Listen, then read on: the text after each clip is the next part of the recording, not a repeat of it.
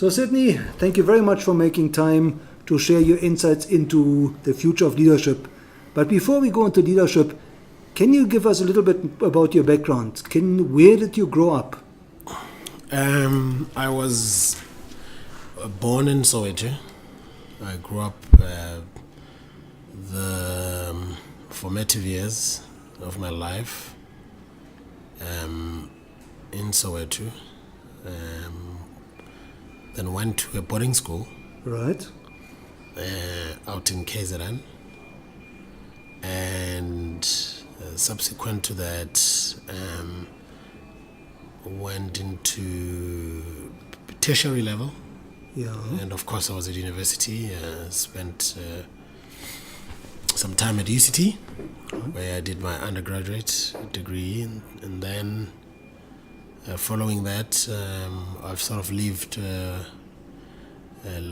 different parts of South Africa and of course internationally. And back in Johannesburg. Yeah, so Sydney, tell us, what was your dream career when you grew up? The truth of the matter is that I just wanted to be successful. I wanted to have a much better life than the life I had when I grew up. Not that it was bad, but I just wanted something bigger and better. In the same way that my parents gave me an amazing opportunity and life within the circumstances in which they were in, I wanted my kids to also have a better life. And likewise, I want my kids to also say, they want to give their kids a much better life. We come from a history in this country where particularly the previously disadvantaged have to improve the quality of their life. And each generation has a responsibility to take the baton and take it to a much higher level than where they got it. And there were two things really that were in my mind when I was very young. Firstly, I had a dream to teach. Not necessarily to be a teacher, but I had a dream to teach in some shape or form. I found that whenever I stood in front of people and had somewhat of a conversation with them, I thought that would be something that would suit me better. I thought that would be something that is meaningful, even though at that young age I didn't understand what meaningful meant. And it was not to be, because life takes you in all sorts of turns and twists, and that's where I found myself. So who inspired you in those early years?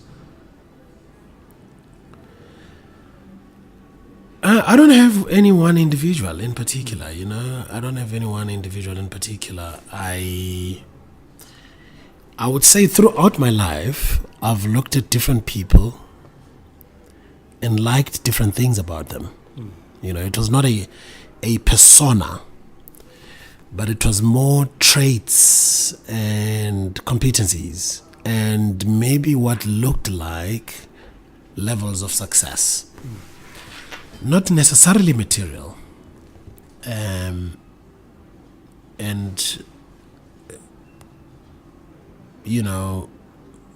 every single level of growth that I've had, I've sort of admired different people for different things, and I've learned in action, and I've tried to mimic or steal traits from those that I admired for different things that they delivered. I wouldn't say that I had one individual in particular that sort of inspired me, and I think I am a product of a lot of teachings, as they say in the community. You know, when you grow up when we used to grow up in the townships or people in the villages, you know, you are not just grown or taught by just your parents. You are grown by a village. You are grown by different people. All of them have a responsibility to who ultimately you become, and I think I'm a good example of that.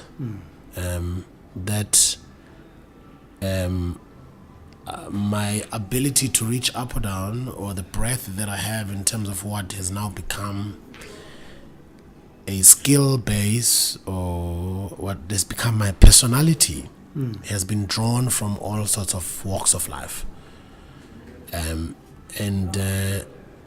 yeah, that's the product I've become, I think. In Sydney, you had a very illustrious education. I believe you went to Stanford and MIT. Yes. Can you maybe tell us what was the highlight or the highlights of your academic career? I mean, I would say the highlight for me was none of those. Actually, was the highlights of my academic career was when I did an MBA at Gibbs, and I was validated for believing in the brand South Africa. That we have such depth and diversity and quality of people, that institutions that we have that belong to our own can put together such high caliber faculties, lecturers, but it can also put together in such a scientific way or a systemic way, put together a combination of classes or classmates who come from very different backgrounds with very different education contexts, social contexts, political contexts, and allow them to ferment, allow them to become a melting pot of thoughts and ideas, such that they can learn from each other, such that they can fortify each other. And I thought the biggest growth I've had academically, was less the marks that I had, was less the international nature of the institution, was actually more the interactions in class and the debates and the views that made me a better person, that I started to understand the world slightly differently. So, if you thought it was MIT or if you thought it was Stanford now, it was just right here at home down the road. Now, Sydney, you had a very illustrious career. CMO at Nedbank, now CMO at Liberty. I believe you started off at Unilever. Looking back over your career, would you say there was one major turning point, or maybe a number of turning points, where things could have gone differently? Yeah, look, at every part of my journey, if you look at a career as chapters of a book, ultimately what you're hoping for is that each chapter sets the scene and context for the next chapter. That the two chapters that follow each other don't look like completely two different books. That you are telling a story, and that story is leading to something. And ultimately, when you put all of these chapters together, you can then write a title of the book. And I found that each chapter has actually been important in its own little way. And my first job, for example, was a huge turning point, where I was employed into a role without experience, coming straight from university and becoming a regional sales manager of a region. When I joined Simba, and I was very young, and I had the responsibility to look after something quite extensive, and I didn't have any experience. And the job, by the way, required someone with 5 years working experience and 8 years working experience and 5 years management experience, and I had none of that. But they gave me the job, and I'll save you the story on how I got the job. But I got the job. That was a big turning point, because suddenly I was thrown into the deep end, and I was very young, and the youngest person in my team, of a very big team, the youngest person I think was 32, and I was 21, 22. In fact, when I walked into the building that morning, and people had heard I was coming, they knew the name. In those days, Google was not, as pervasive, so they couldn't Google me. So they expected this old man to walk in, and I walked in, and the security guard said to me, "Listen, we have no vacancies." Little did he know, I was coming to run the building. And the branch, the biggest branch in the Free State in Bloemfontein, which serviced the whole of the Free State. So that's a big turning point, thrown into the deep end at a very young age. I can also highlight another big turning point was potentially when at Unilever, I was appointed into a marketing director job within the foods business for an organization like Unilever, to be given that responsibility in South Africa alongside people who had grown up as Unilevers straight from university, and I just coming in as a mid-career recruit, doing well, and then they sent me to London to become global category marketing director based in London, with extensive travel across the world. Again, there was a huge turning point. Huge turning point for a fairly young,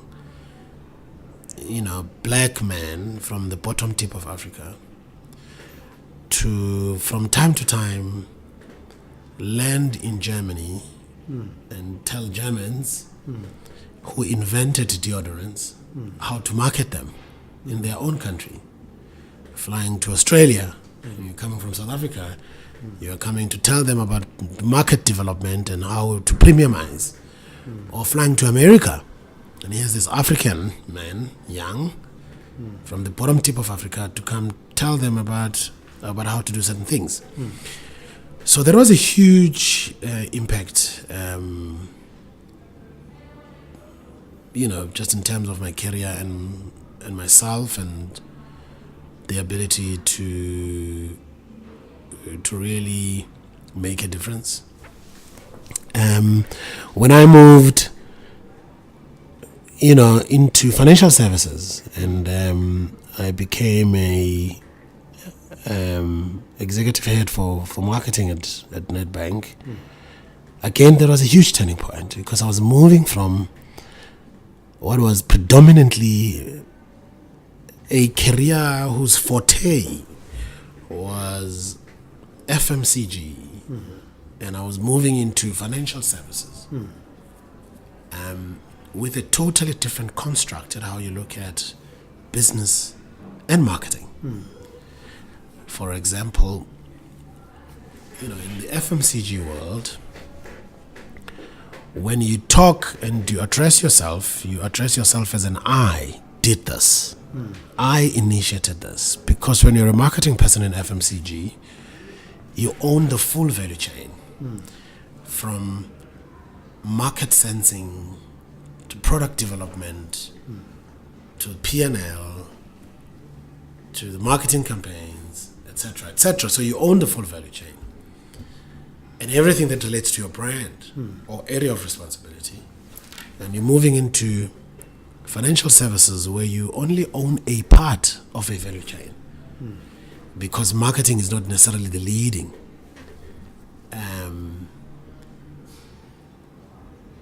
sort of part of the business in terms of strategic planning. It's a different business. It's financial services. So people with a finance background or accounting background stand generally a much better chance in those institutions. So if you're in marketing, you own a small part, and it's a matrix organization in a lot of ways. So you learn to then quickly shift from saying I to we did this. We want to do this. Because otherwise people look at you as a solo sailor. They look at you as being consumed with yourself. Versus understanding that a lot of the successes in financial services is delivered collectively with other people. Whereas in FMCG, you could almost single-handedly drive success yourself as an individual, of course with other people supporting you, but in the most part, you could almost trace back some of your contributions. So that's a big turning point, because it then taught me humility, taught me different things beyond just the business aspect of it and the adaptability into a different industry. It taught me a lot more different things about leading in the new world. Again, there was a big turning point, moving into insurance and investments. Another huge turning point at Liberty, because it is an organization that's had difficult times in the recent past. And I'd never been part of a business before that was struggling as Liberty has over the last few years. So the mood, the tempo, the conversations are totally different to anything that I've experienced before. So when I say to you, you look at each chapter, and actually each chapter has a fundamental role to play in shaping the narrative of the book. That's exactly what I mean. So Sydney, what would be the title? What could be the title of your book of life?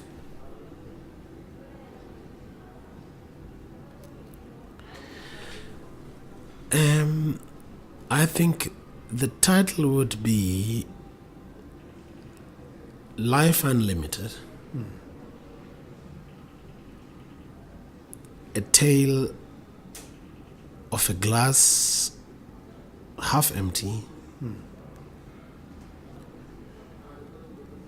and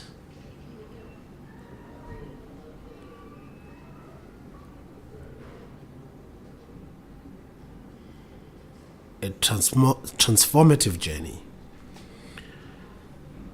to a glass half full.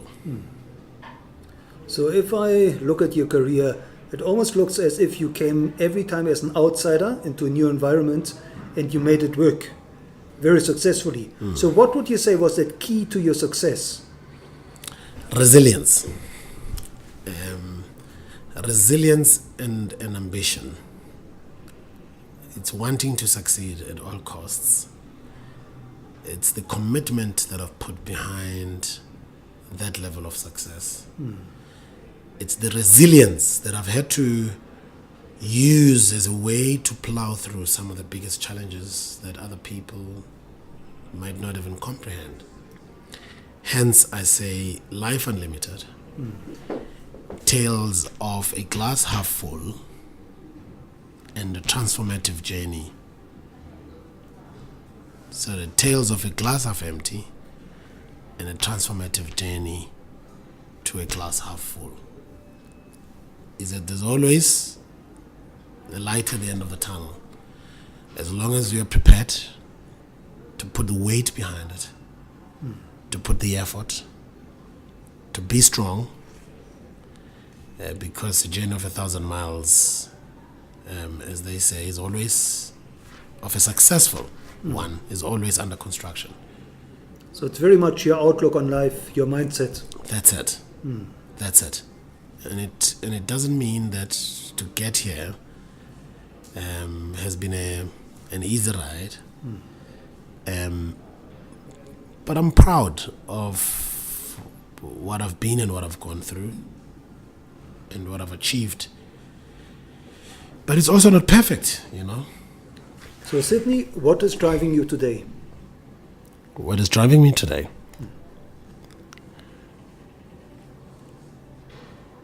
What is driving me today is, what legacy am I going to leave in this world when I'm gone? What would make people miss me and remember me with, in terms of how I've contributed to this world? That's the first part. And that's why in that first part I've started an organization called Mentor a Boy Child, which seeks to help young boys become better men for society, help young boys make better life decisions. In our construct, social construct, where there's so many people unemployed, majority being men, majority of those being previously disadvantaged, we shouldn't be surprised that so many of what we call as perpetrators of violence and women abuse and all of those things are men. And therefore, we've got to fix it not at a symptom level, we've got to fix it at the source. So the organizations that I've founded, that I'm part of, together with other amazing people,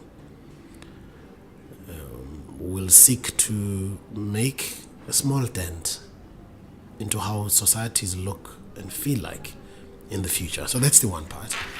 The other part that drives me are my kids. I've got 2 boys whom I hope I can be able to raise as strong, solid, constructive, responsible leaders in society, in whatever shape or form. And that may whatever happen in the world to me, whenever it does,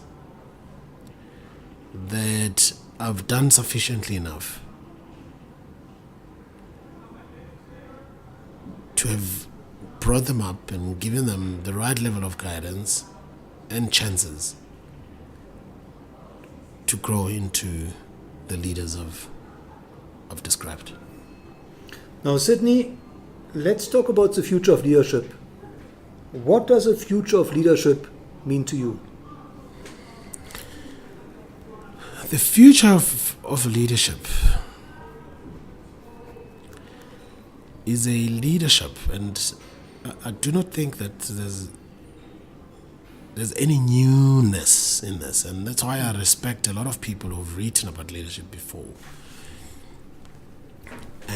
I think is a future where leaders are truly servant. Jim Collins talks about level 5 leadership way back. But today, the quality of leadership in corporate, for starters, is extremely poor. If you go out of corporate into public sector, potentially even worse. So we have a deficit. We have a leadership deficit. Not just in South Africa, maybe it's global, but I'm just going to talk about a construct I understand better. And a leadership in the future is a leader that is not judgmental, is a leader that is transformative, that truly understands the needs of the environment in which we operate and how organizations are not merely profiting out of those environments, where organizations are purposeful, where brands mean something, where brands are not just commercial. Where brands play a role brands and businesses play a role in changing people's lives. It's a leader that engages, a leader that inspires. So some of these words are not new. But despite them being old, I find a lot of people still don't get the grasp of it. And I'm not perfect myself. I put myself into that basket. So we need to strive. We need to strive to that. We need to strive to get to a point where we can make that tangible. And Sydney, what have you learned from your own journey that you consider most important for building future leaders?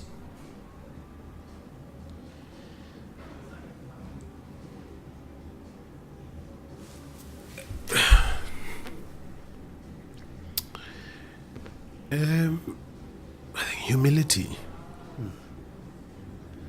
transparency and openness, authenticity. I've tried those things. And I guess people who've worked under my leadership can either validate or, or say it's not true. But I've tried to mirror those values, those 4 words, and I just said them, not because I remember them from anywhere. I've just said them, just coming in my mind, is that I've been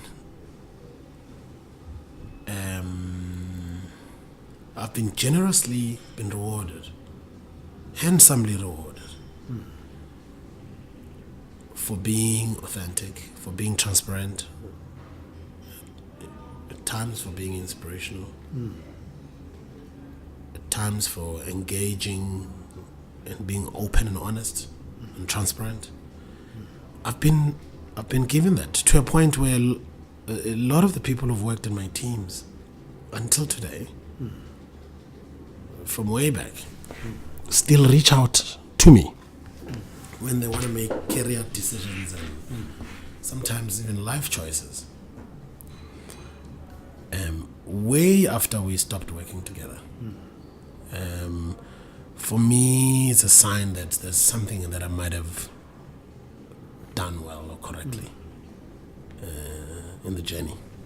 And Sydney, when you speak to aspiring leaders and maybe even your own children, what is it you tell them they should focus on for future-proofing their career? Nothing happens on its own. Everything is deliberate.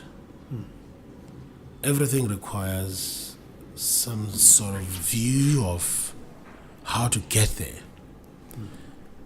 It requires a dream. And if you don't have a dream, therefore you're not going to know where you're going. And you're never going to know what steps to put in to know where you're going. If you've decided you want to go to Durban, and if the two of us agree now, we will know that from Sandton, we're going to take either Marlborough into the N3,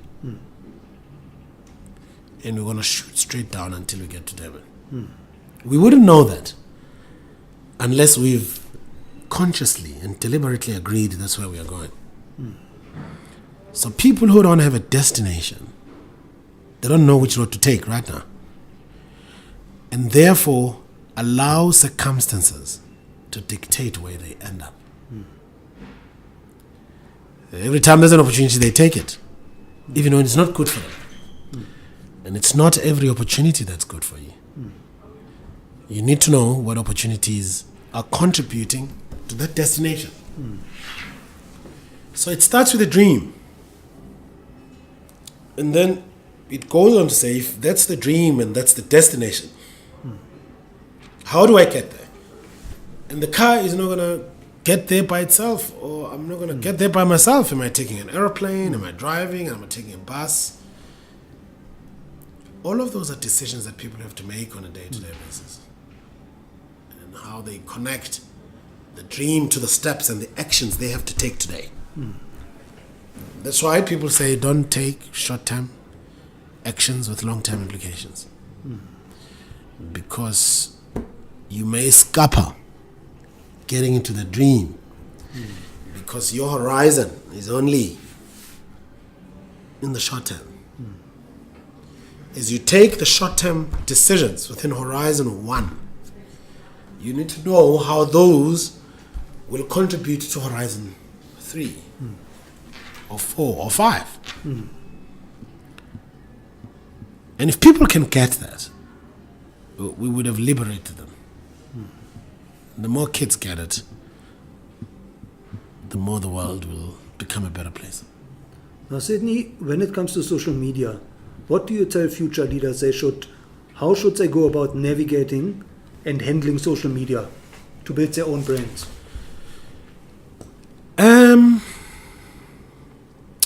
We live in a very harsh and judgmental society. Very harsh and judgmental society. Anything you say can easily be taken out of context. Anything you say can be misinterpreted. And it calls for that we are cautious and be clear why we are in social media and what we use it for.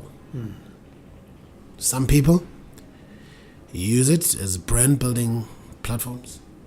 Some people use them as social engagement platforms. Some people use them as bragging platforms. And the list continues. So I would say, as a leader, be clear about what role social media will play in your life and what you're going to use it for. And it may be a combination of these, or it may just be one of them. Be consistent and be cautious on how you use it. The moment people start to use social media as a way to get back on others, as a way to showboat and be arrogant about life, we are fighting against the very essence of building. Because material or other things should never be at the heart of building.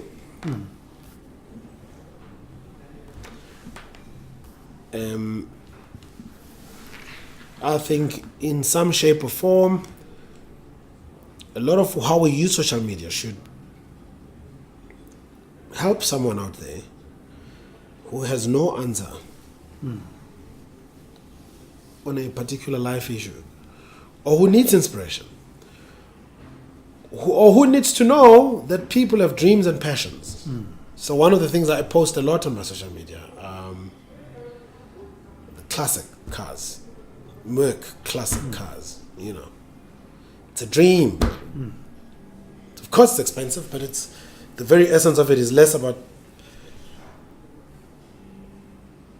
the material aspect of it than it is about the design, the art, and some of the lessons we can take from that. Art can be timeless, for example. How can we take an inspiration about things that are that generally are time bound, and that don't take us anywhere? So there's an inspiration there, and an insight there which a lot of people can take. Now, Sydney, as a mentor to future leaders, can you maybe share a success story with us where you mentored someone and that person took your advice to heart? Yeah, look, I have a lot of people that I've mentored. And often I find that it's difficult to know whether they've taken it to heart, because people always listen and they move on. And often my style of mentorship is not to have answers for everything. My style of mentorship is to interrogate people, to think deep deeply about some of the things they're going through, or some of the options they have in life. Because ultimately they need to take ownership of their own journey. So mentorship is not a one-way thing where you are telling someone to make a particular decision. It's a two-way process. And that two-way process, if done well, managed well, will fortify and benefit both the mentor and the mentee. Because we learn a lot more when we give unto others. And you realize certain things about yourself that you may not have realized, if someone had not come to you. And Sydney, where can our listeners follow you and how can they connect with you? I've got an Instagram page and my handle is Nhlased, which is at N for November, H for Harry or Hotel, L for Lorry, A for Alpha, S for Sugar, Y for Yankee, D for Donkey. And that's a combination of my two words, my two names, Nhlanhla and Sydney. When I grew up, when I was born, our parents had to have two names. One is a traditional name from your language. It's Nhlanhla, which means lucky. And then another name which was easily pronounceable to the powers that be. That was to be a Sydney. And over the years of our new dispensation and democracy, a lot of the people have dropped all of the names like Sydney, in my case, because of how they came about or the reasons for their existence. But I haven't dropped mine because I actually like it. I think it's part of my history. It's part of a constant reminder of where we come from. So pulling them together liberates me, Nhlased, because it's the new and the old world. There's a lot of depth and meaning out of Nhlased. And then I've also got a Facebook page. And then I've got a Twitter page.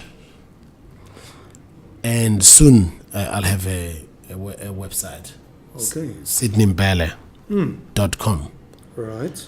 And really that's a website that's going to journal my journey, both corporate and social and otherwise. Yeah. And obviously you are on LinkedIn. Of course I'm on LinkedIn, yes. Now Sydney, last but not least, is there one piece of advice that you would really like to convey to future leaders that they should implement in their own leadership?